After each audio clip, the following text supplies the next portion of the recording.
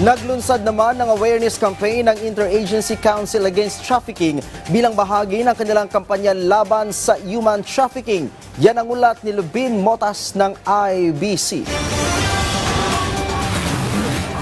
Habang nananatiling banta ang human trafficking sa bansa, isinagawa ng Interagency Council Against Trafficking o YACAT ang takbo kontra human trafficking bilang bahagi ng kampanya para palakasin ang awareness ng publiko laban sa nasabing krimen. Layo ng aktibidad na ipaalala na ang paglaban kontra human trafficking ay responsibilidad hindi lang ng gobyerno kundi ng buong komunidad. Lumahok dito ang mga kinatawan ng iba't ibang ahensya ng gobyerno, law enforcers at mga mamamayan bilang simbolo ng pagkakaisa laban sa krimen.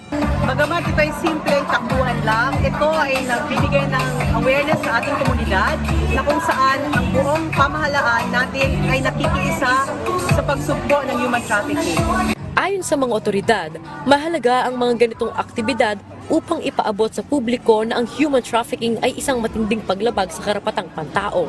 Yan sa mga campaign namin dapat isinusulit po talaga is yung paglaban against trafficking na bawat isa po dapat ay hindi dapat nayurakan ng karapatan ng tao. Dagdag pa ni Gabo, kailangang magkaisa ang lahat, gobyerno man o sibilyan upang matigil ang krimen. Maging ang mga ordinaryong mamamayan, nagpahayag ng suporta sa adhikain. First of all, I want to support DOJ IACAT, yung advocacy nila, na isang nasyon takbo kontra human trafficking.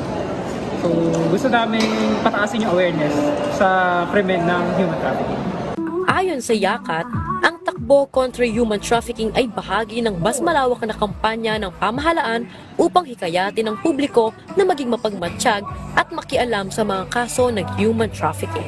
Para sa Integrated State Media, Lubini Motas ng IBC News.